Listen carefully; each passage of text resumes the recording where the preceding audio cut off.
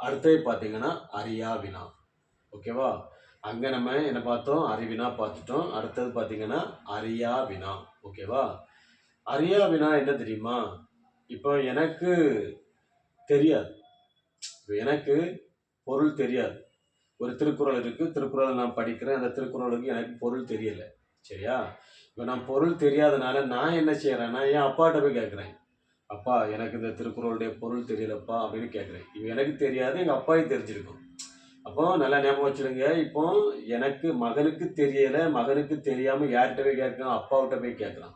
அப்போ தெரியாத ஒன்றை தெரிந்து கொள்வதற்காக வினவுவது தான் அறியா வினா. அறிவினான்னா தெரிந்த ஒன்றை தெரியாத ஆட்கள்கிட்ட கேட்கறது. ஓகேவா? இப்ப இது அப்படி இல்லை. எனக்கு தெரியாத ஒன்றை நான் தெரிந்த ஆள்கிட்ட போய் கேட்கிறேன். புரிஞ்சா? அப்போ அதனால டிஃபரெண்ட் ஞாபகம் வச்சிருங்க. எனக்கு ஆன்சர் தெரியாது. விடை தெரியாதனால நான் எங்க அப்பாட்ட போய் கேட்கிறேன். அப்போ உங்களுக்கு என்ன பாடப்புத்தகத்துல சொல்லியிருப்பாங்கன்னா, மாணவன் ஆசிரியரிடம் கேட்பது. ஓகேவா? மாணவனுக்கு திருக்குறளுடைய பொருள் தெரியல. அப்ப அவன் என்ன செய்யறான்? அப்பாட்ட போய் கேட்கிறான். சாரி, ஆசிரியர்கிட்ட போய் கேட்கிறான். எப்படி? சார், எனக்கு இந்த பாடலின் பொருள் என்ன?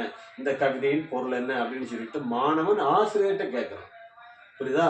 அப்போ தெரியாத ஒன்றை மாணவன் தெரிந்து கொள்வதற்காக ஆசிரியரிடம் கேட்பதுதான் எனது அறியா வினா.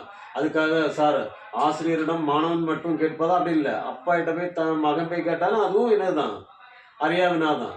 அதே போல பாத்தீங்கன்னா, நர்ஸ் வந்து டாக்டர்கிட்ட போய் சார், இது எப்படி பண்ணணும் அப்படின்னு சொல்லிட்டு போய் கேட்குறாங்கன்னா, நர்ஸுக்கு தெரியாது. டாக்டருக்கு தெரியும். தெரியாத ஒன்று தெரிந்து கொள்வதற்காக டாக்டர்கிட்ட போய் கேட்குறாங்க. நீங்க எப்பவுமே பாடப்புத்தகத்துல உள்ளது மாதிரி மட்டும் யோசிக்கக்கூடாது. எப்படி?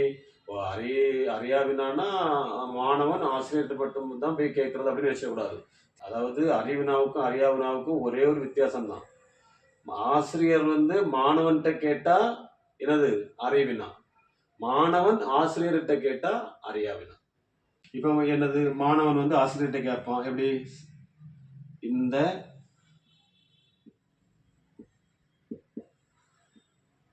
கவிதையின் பொருள்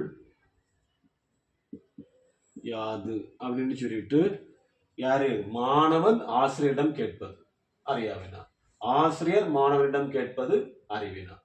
புரிஞ்சுதா?